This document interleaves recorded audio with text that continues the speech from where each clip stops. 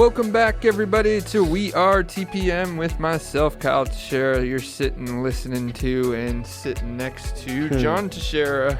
We are back this week to discuss federal housing voucher / Section 8 program. If you have any questions on this, have a voucher, don't call us, but give us a call otherwise for 817-818-9039. Shoot us an email at showmethemoney at wearetpm.com. Let's get into it, John. This could be a big category, but we have a reason for bringing it up. And it's also something people like to talk about. I guess our initial reason for talking about it today is the Department of Government Efficiency is in the news today about starting to look at the books of the HUD, of the Housing Urban Development, right, which provide the Section 8 program. But their target, at least right now, is to find fraud and waste. Right, that's what they're looking for.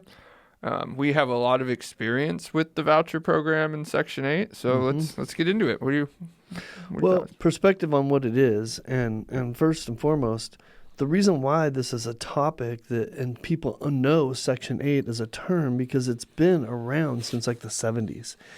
And there are investors that I know across the country that have made a pretty good living on focusing on Section 8 housing. Section 8 housing used to be a type of housing. Mm-hmm. Now it's really transformed into more of just funding. It's not a type of housing anymore. You don't buy a certain type of house to do Section 8. You don't look for a certain type of tenant. It's really become a funding tool for tenants. And what that looks like is the federal government funds states. States fund individual housing authorities, which those housing authorities are sometimes their city authorities, sometimes their county authorities.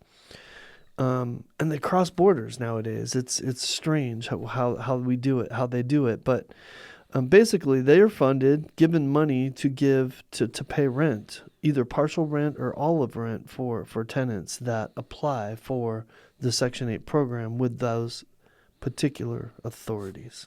Did that make sense? Did I do that justice? Yeah, you did that justice. I mean, I think that was generalized a little bit, but It was. Like, what's the voucher? Let's drill down. So the voucher is a potential tenant that needs help with their rent would go to a local housing authority, their housing authority in their city or in their county, and apply for a housing voucher. That voucher, then they'll go through a process where they'll decide how much money they make, how much help assistance they need, and then they'll get a voucher for, let's call it a 3-bedroom home in Tarrant County, right? And so they can go out now and try to find a homeowner that will accept their voucher, which means accept getting paid by the housing authority for rent. And it's usually competitive, right? There's been times when it's been hard for Section 8 tenants to find a home because they're not competitive. And then the housing authority makes an adjustment and becomes more competitive. There's times when you'd rather have a housing voucher tenant because the rent, they're paying even more. But in general, I mean, what do you think about the program? I mean in general. We're bringing this up because of fraud and misuse. And for years, my entire observation and experience with this entire program, those two words have come to mind every time we talk about it. Well, yes, but before you get into that, as a landlord, how do you feel about it? I think it has its pros and its cons. I think as an investment vehicle or a piece of your investment strategy, you can formulate good investment strategies around the housing voucher. I think there's pros and cons.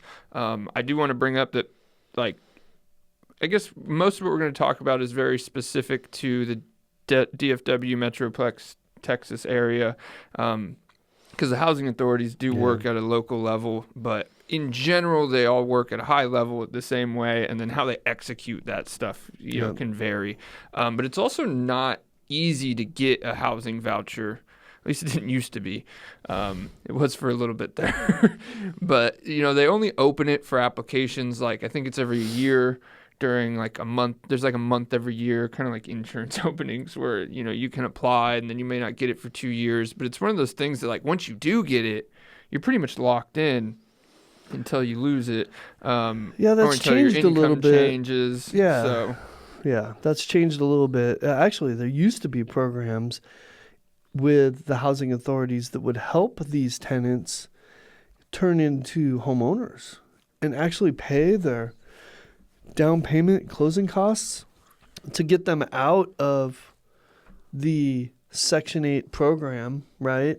And turn them into homeowners. That's the way it used to be previous to it's definitely not how it is previous now. to COVID, right? Maybe even farther back than that a little bit, but yeah, I haven't seen any of that happening recently. Yeah, it used to be a tool. It's definitely a social program now. Like hands down, can't get around calling it. Yep. It's a social program. But before we get further on that, let's talk about the fundamental workings of how it works on like a landlord side. Like, so what's a voucher? Like, is it just a piece of paper? Like, not really. Like, say you're a voucher holder, you get approved for housing voucher. They look at your income, everything. They're supposed to look at everything. Your budgeting, what you make, all the people who live in the home. Yeah, the tenants on the tenant side, and then consider if you qualify, and if you qualify, it's how much. So it's usually a percentage. Like, are they going to pay 60% of your rent? Are they going to pay 80? Are they going to pay 20? Are they going to pay? I've seen it all the way from 0% to 100, depending on how income changes. Because there could be people who get a new job, and now they don't qualify anymore, and their voucher goes to 0, right? So it can vary. But essentially, here's one of the big drawbacks is once you find a landlord that will accept that voucher, there is a process. There is a request for tenancy approval. There's an inspection process, and everything in the federal government, city government, local government, it works extremely quickly. Most efficient thing just kidding. It's the government. It's slow. It's very slow. I think the fastest we have ever gotten a housing tenant from like. Okay. This is where the separate housing authorities vary. Yes. Okay. So let's not, maybe I won't give that figure. It definitely depends on the authorities, but like you're not going to sign a lease within a day with a housing voucher, right? Like that's just not going to happen. So there is a consideration of will there be a higher, we talk a lot about vacancy days, vacancy costs. And when I talk about Section 8 and whether with clients and whether it's good, there is a trade-off there. Yes, you may sacrifice maybe a month and a half of rent while working through this process, but there is a much higher retention rate year over year. And what that means is less turnover. So housing tenants go through such a hassle to actually get that done, right? Like we've had people who do that month and a half long process, for example, and then like 2 days before it was done, we had to go a different direction, or they didn't get accepted, or whatever it may be. So it's difficult. So they're very unlikely to leave after the first year, unless they lose their assistance. But that's. So I don't want to give away too much about how we do it. I think we do it the best way that we know how. But to your point, there's been times in the climate of. In the rental climate, when we're able to get tenants so quickly, so easily, we have so many applicants that we would not even consider a housing applicant on a vacant home. The only way we would consider a housing applicant is on a home that's currently occupied by a tenant. They're in their last 30 days of the tenancy, and that gave us that last 30 days to go through this process that you're talking about. Mm-hmm. And do the inspection right at the end when it's vacant and ready, and go, right? And then there's been times when the market is not quite as good, right, where we disregard that and we go ahead and accept them on vacant properties. But I say that to highlight what you just pointed out, and that is that's how you're making the decision because it's going to affect your vacancy days. You're going to have at least 2 weeks of time that is going to be burned going through this process. Mm-hmm. And that's, we always have to advise on what the downsides and pros and cons, and like another, we have what are the pros? We haven't talked about any of the benefits. Well, Because those are that's pretty what I was good. about to get into. So the pros can be, and most of the time the pros are guaranteed rent. You're getting paid by the government. This is also a pro in the assumption that it's 100% of a voucher. Sometimes they have to pay half, and then Most of them, I'm sorry about my throat. Most of them are 100%, right? They're pretty close to it, if not. We don't have too many tenants. We have had some tenants that are like 50-50, but most of them are 80 to 100 that we have, right? yeah, it varies, but that's one of the pros. That's one of the pros in theory. I have to put in theory now because Yeah. we literally have a client who will not accept housing vouchers based on experience, and I can't even knock them for it because we've now had those experiences, and it's basically the housing authority thinks they have, in certain cases, thinks they have authority that they do not have. For example, to just say an inspection item failed and you're not going to get 2 months of rent. And that's not what the contract says. It's not how the program works. But we have seen it happen. And then you got to fight them. And so fighting with the person who owes you money and it's the government who works slow, thinks that they don't have to follow Hard contracts. to communicate with. Yeah. Sometimes. Shows up one day a week to work, goes on vacation. I've gotten, I don't know. There are certain authorities that we don't even accept housing vouchers from because they are so extremely difficult. So when people call me and say, hey, do you take housing vouchers? I say, yes, we do, except from these authorities. Mm-hmm. And when they ask why, I tell them because they're too difficult to work with. Well, no, the two, while that is true, the premise of it, the two that we have essentially said we will not work with, it's because of lack of performance on their contract. They broke the housing contract and they never fulfilled it. So if you break a contract with us, I don't care who you are, you're not going to get, we're not going to work with you. We have other ones that we love because they're easy to communicate with. We have contacts there. We know how they work really well. They know us really well, right? Mm-hmm. We have some that we really like. And if you call us with a voucher from them, we're like all in. We're like, yeah, let's do it. But so it really depends on that. Well, and it's not like we're just going against certain authorities. Like it legitimately is a case of we had no bias in that. We just had something that broke our contract, So and sometimes it's timing. Like you said, there's no way we're going to take 30 days to put somebody into a home. I would never do that to a landlord, to a homeowner. 90, yeah, and it's ridiculous. I'm not doing that. And when you're trying to communicate with them, like this isn't just what's out there right now. This is a lot of what we're talking about and why we want to talk about this. This is observations that we have made. Like Right. I have never received more out of office emails from any entity in my life than we do housing authorities. Every time we're communicating, I'm out of the office for another 10 days. I'm like, okay, well, and then we have to put it on our calendar to email this person when they come back from vacation because it may be 2 more days after that they go back on it. Like this is reality. You're starting to get into waste and fraud, and I know you want to talk about that a little bit. So let's get into that. But before we do, I want to point out that this is something that investors they think it's a strategy. Like, for instance, I'm going to become a real estate investor and do Section 8 housing, right? That's a statement that people make. That's a seminar that people build and sell to other people, so forth. That's not really how it works anymore, and it's not really how you should look at it. A housing voucher or a Section 8 tenant is just another potential tenant that you could accept if you want to, if you know how, and you have the experience to do it, then by all means, go for it. Do it. Well, and the reason and I think this is what you're getting at, is it should be a good program. Like, it really could be a good program. And it is, like, Right. Even in recent years, over the last decade, I've seen it go. Nobody wants homeless people.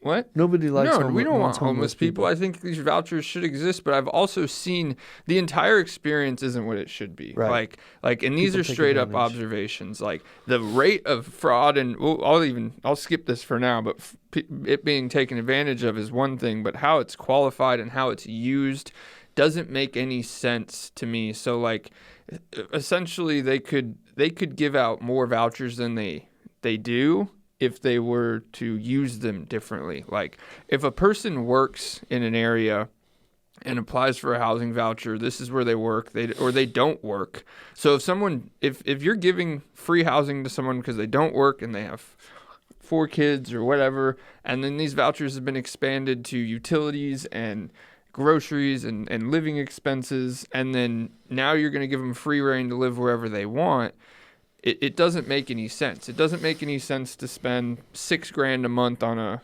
4-bedroom house in an area that you didn't need to live in because you don't work there. Like, it's not even like, I'm not making an argument that I don't think you should live there, but you don't work there. There's no justification for our tax dollars paying $4,000 a month for the exact house that could be $2,000 right down the street. Let me put it in a different way. I'm gonna give you a different perspective. I think you'll appreciate this. I'm gonna use example of one of our tenants.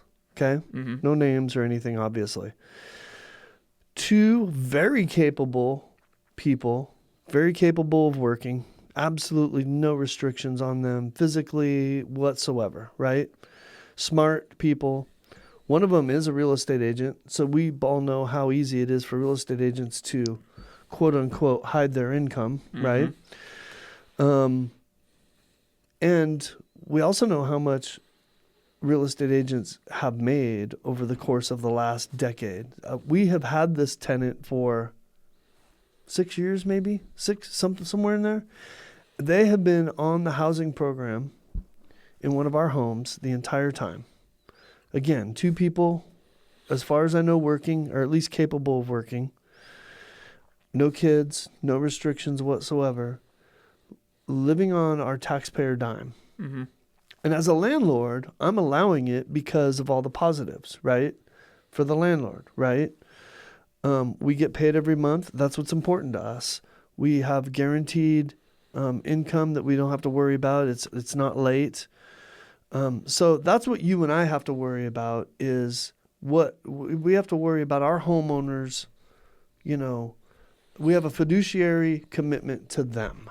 And this what's happening here accomplishes that but we sit and look at it and think to ourselves, we're also taxpayers. Mm-hmm. And as taxpayers, I don't really want my taxpayer dollars going to this perfectly capable couple with no kids, paying for the house for no reason when they're probably making 6 figures. Yeah, no, I don't have any evidence that they fraud. are, but I mean, well, and I was going to say this next, not having the program, not only not having an avenue or a vehicle to report and solve this fraud, they actively deflect it. They actively allow it, and we've witnessed it. So, like, we have... Again, some authorities do. I want to point that out. Some of them are good, and some of them don't do this stuff. There is not a federal vehicle to supersede these local authorities and report it to where it gets investigated. That is not something that is available, and it's not something that occurs. And the sole fact that it's not available is deflecting it, because it is so obvious. We have some that, like, we know it's fraudulent. We have factual evidence, but we can't do anything about it. And if we wanted to enforce the lease, here's an example. There's people who have used vouchers to make money. They get approved for the voucher. They don't even need it, so they get a free house and they rent it to someone else and they make money off of it. Oh yeah, we've seen that happen. So I've seen that a lot. But when we find out it happens, we can't just do a lease or an eviction for not being the right person or any of the things we would do to enforce our lease normally. We have to first notify the authority this is the violation, and we have to give them the ability to try to deal with it first. Well, all they have to do is show up for an inspection that's predetermined, like, we're scheduling an inspection in 2.5 months. So they have to be at the property for that inspection. It all goes away. And we've even had one where they did catch them for fraud, and then they resolved it somehow. I know. They resolved it somehow. A month later, they're like, oh, no, housing authority's like, no, they're good. We were wrong. I'm like, you weren't wrong. We've been reporting this forever. Could you imagine if you don't have a job, you can qualify for this housing program, right? And then go live with your mom and collect, right? Well, okay. And then sublease the apartment and collect the rent on it? This is not speculation. This happened to a client of ours. I have firsthand evidence. He even showed me, and then I researched it. So it wasn't until like 2017 that these housing authority or that the Section 8 program decided to cross-reference between authorities. And this is insane once you describe it. So take DFW, for example. There's like 12 housing authorities. So if I want a housing voucher and I know I'll qualify for one, and prior to 2017, I could go to all 12 of those housing authorities, apply. If I get accepted at all 12 of those housing authorities, I can go use all 12 of those vouchers at 12 houses and rent out 12 houses to people. I had a client, this happened, they had 10 vouchers, and they were collecting rent from 10 different tenants on fully paid houses. They were making over 6 figures a year off the Section 8 program by doing nothing. Mm-hmm. And if they did go get a job, they'd lose the vouchers. So this is the problem with all social This is the programs. problem with socialism Medicare, in general. But there's Medicare fraud happening all over the place.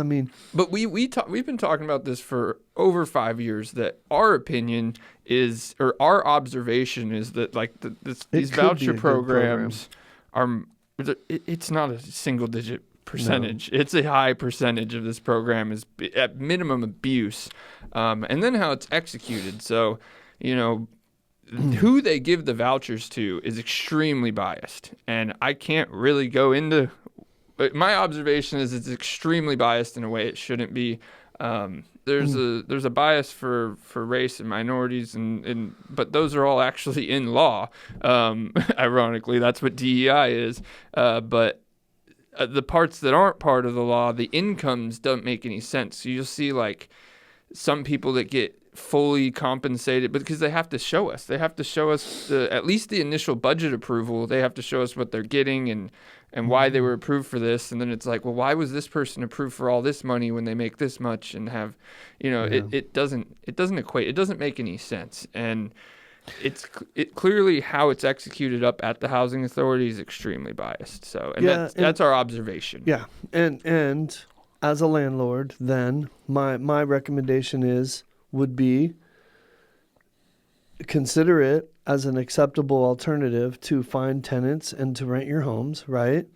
But understand it really well. Mm-hmm. And don't just understand the program, but also understand the specific authority that you're accepting it from, right? If you've never worked with them, then either take a gamble and work with them and then you'll have experience, or ask around to other landlords, property managers, and so forth. Have you ever worked with this authority? How are they? So forth. Mm-hmm. Because that matters. Each authority, while they're given some guidelines from the federal government on how to do this, they still are all very different on how they do it, how efficient they are, how trustworthy they are, how easy they are to communicate with. All of that matters a lot. Yeah, and there's rent controls. I mean, it's an indirect form of rent control where it's on the back end, right? Yep. So they will approve a certain rent amount. It's right. Pretty generous. It's tightened up, I think, to kind of stop rent inflation. But you know what? They also make you prove that the rent is legitimate, that value. So it used to be, and that's new. Yeah, it used to be that for a 3-bedroom home, we're gonna pay you $2,000. So as a landlord, you're like, well, shoot, yeah, like a $1,500 a month home, I'll take your $2,000, and that was it, right? You got paid $2,000. Now they make you prove with comps that this home is worth $2,000, and if you can't, they're not gonna pay you that much. And I appreciate that they're doing that because, again, those are our tax dollars. I want them to go to a good purpose. I don't mind having my tax dollars go toward solving homelessness in my area and in my country. I don't mind that one bit, as long as it's done in a smart way without the fraud and abuse that you're referring to. Yeah, and that's the problem that, and I guess that's why this is all brought up, and I don't know why it's so controversial, is most of the social programs are rampant with fraud and abuse. So if you just fix it, then it'll be, everyone will feel a little bit better about it. If it's going to exist and it's going to be implemented, then make sure it's implemented right. And that's what's happening right now. It's making Trump look like a bad guy because he's killing all these things, right? But really, it comes down to nobody minds the end. The means to an end is the problem, right? Well, nobody minds the purpose of it, why the reason why things exist. But when it becomes when it becomes fraudulent or to put money into people's pockets that for a purpose that it wasn't intended for, that's the problem. Yeah, and I mean, even the things we talked about isn't what they're targeting right now. I mean, while those are fraud and abuse things, they're harder to prove. Like, they have repeatedly said that they are initially trying to get rid of fraud and abuse that is blatant. It is like literally people that don't exist, like, which we've also seen. I've seen that too. The federal workers thing, the new federal workers thing. They're just trying to find people that we're paying on the dole, right, on the federal payroll that don't even exist. Yeah. And everyone's up in arms about having to answer these 5 questions when all they're trying to do is weed out the fake federal employees. If HUD did a pulse check, it'd be eye-opening too. I mean, it maybe will, and that's what's been. It's the reason this was brought up is like Doge is going after is not going after is low-hanging fruit, auditing HUD now as of like this week. And then the headline is they're gonna the cuts to Section 8 are looming. No, they're looking for fraud and abuse, and people talk about Trump, how he's gonna go cut Section 8. He has a personal incentive not to do that. You know, his family literally owns management companies that are heavily Section 8, have heavy proportions of Section 8 and rent controlled housing. So it's not like. You know, but which is why it's like if I had if they have his son-in-law, for example, huge Northeast property management company, probably, say what you want about the company, but the point is that there's a portion of it that is in the rent controlled space and in the Section 8 space. So they've also probably seen what we've witnessed, because you'd have to close your eyes. It's one of those programs that's like, if you've worked with it as much as we have, it's like it's pretty obvious. So, and you know what? On the flip side, I have had to send really good, hardworking people that deserved that money to the housing authority, walk them through the process, and they either didn't know it existed or didn't have the moral capacity to do that, let's say. I don't know what the right word is, but that it wasn't in their DNA to go ask for assistance, but they needed it desperately. And I am walking them through going, look, you're the type of person we need in this program, as opposed to the people that are using it, right? And someone said to me, some people are morally against groveling regardless of desperation. Right. So it's a simple way to put it. And and that's not even my opinion. That's what it is. It's just that's what people that didn't want to go apply for the program said. You and I would go down kicking and screaming before we would ask the government to pay our rent. That's the reality, because of how our mindset is, or how we grew up, or whatever. Right?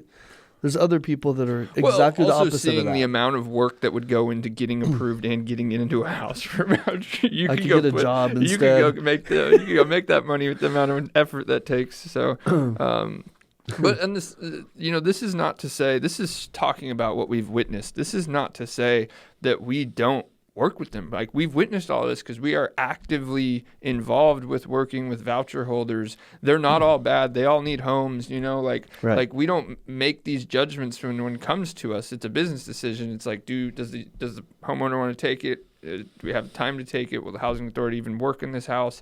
So the same decisions are made, and a lot of times the things that we just talked about that you don't see it until the course of a tenancy. So it's definitely we also missed one though, because the other big con is after waiting the time period it takes to get approved. Once they move in, then the housing authority takes another 45 to 60 days to send you your first payment. So, yes. It's guaranteed. And they do take all that time. Unless 2 months later they need a correction on the lease, then it might take another 2 months. There are some exceptions to that. Like some of the authorities we talked about that we work really well with, that we already have relationships with, and they already have our banking information, they don't seem to take as long. They say that they're going to take up to 45 days, but they don't really. sometimes. But you do have to expect that. You're absolutely right. It even says it in their agreement that your first payment will take up to 45 days, I believe, right? But then after that, But they only have till 90 days.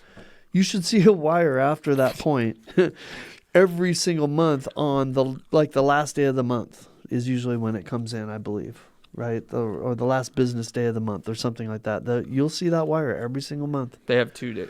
Most of them around here have 2 days a month that they cut checks, but that's pretty much the whole government. Yeah. That's pretty, I think the Treasury only cuts checks. So 2 questions for you to wrap this up. Should people accept housing vouchers? And the second question along with this is, should you be a quote-unquote Section 8 investor? I think in its current state, I think 5 years ago I would have given you a lot different of an answer than I'd give you today for the investor question. Because personally, I would have had, if you told me I could have a complex 10 Section 8 units, 5 years ago, it would have been ecstatic. What would that complex look like? It's a very easy thing to write a pro forma on. You have and you also, we didn't mention this as a pro, you get basically free inspections. This is what some private landlords use Section 8 for, is once a year Section 8 goes and inspects it to make sure that the landlord is upkeeping it and requires repairs and stuff like that. So if they're remote, they can use it as a form of free inspection. In theory, what that does also is it forces the tenant to take better care of the home. And that's why they do that. Well, that's one of the reasons. They do that to protect our tenant from a bad landlord, but that also protects a landlord from a bad tenant. Because a tenant that's not taking care of their home will and can lose their benefits. Yes. And then, but it can also be a con. So we'll talk about this is something, I'm not going to say this is the exact reason, but this is one of the things that led to us not working with a certain authority is those inspections can result in repair requests or repair requirements from the landlord. For example, when a tenant shoves another tenant into the wall and creates a gigantic hole in the drywall, the landlord's got to fix that. And if you don't fix it within a day, then you're not going to get rent for next month. And I know what I just said doesn't make any sense. So, because it doesn't, so some authorities execute their responsibilities in ways that don't follow the contract. And so, there's cons to how, check into with your authorities, I guess. I don't, this really did happen. And the point is that even if it's tenant damage, they can try to tell you that you needed to fix it to make it habitable. This is mainly for things that make the house uninhabitable. When you throw someone into the wall and there's a hole in the drywall, that doesn't make a house uninhabitable. It's also caused by the tenant. Nor does it make it a landlord responsibility to fix. So you didn't answer my question. And pay for. Would you accept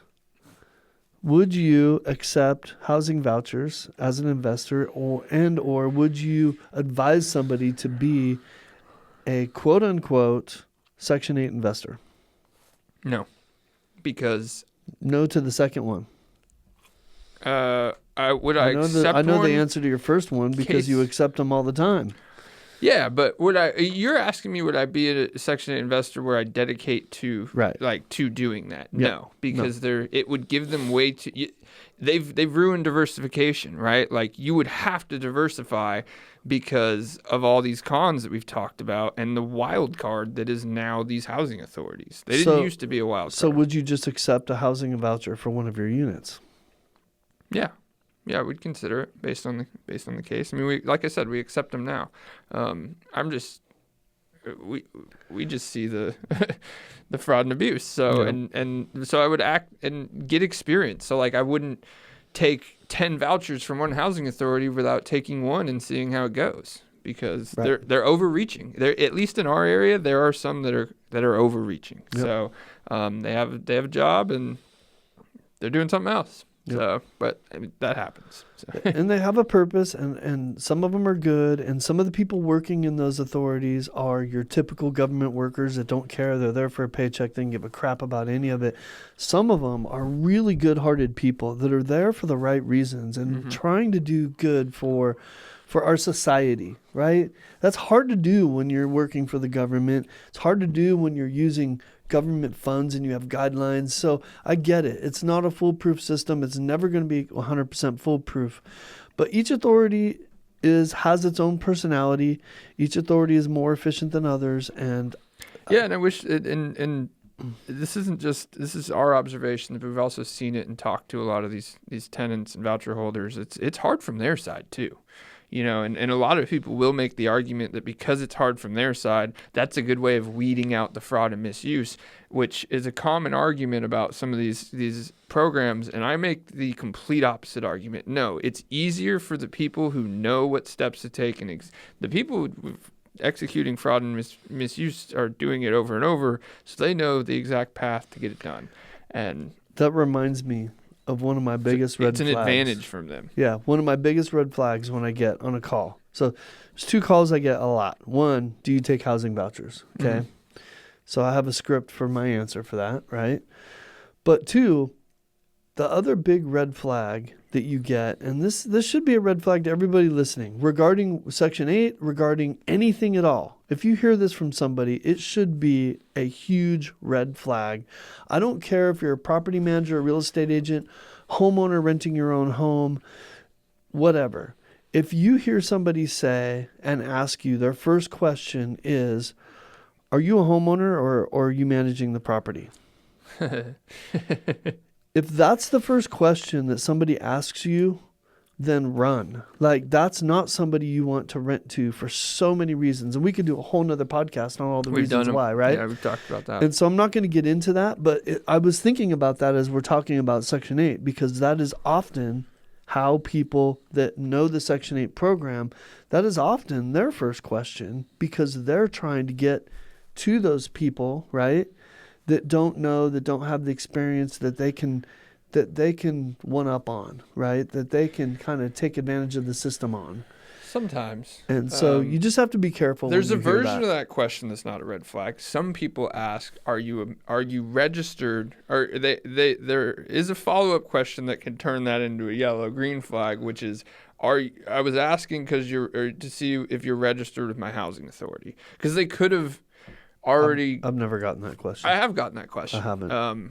Because they're like, well, I've had 3 landlords not be able to make it through the entire process. So. Well, yeah, but that's not a first question. I've forgotten that question, it's not a first question when you pick up the phone. Hey, is this a homeowner? Are you a homeowner or a property manager? What I'm saying is, if that's the first question somebody asks you before they even ask you about viewing the home or anything, then you have somebody that you probably don't want to deal with. Will you take cash if I don't do an application? That's another one. We could do a whole podcast on first questions. Red flags? Are red flags, couldn't we?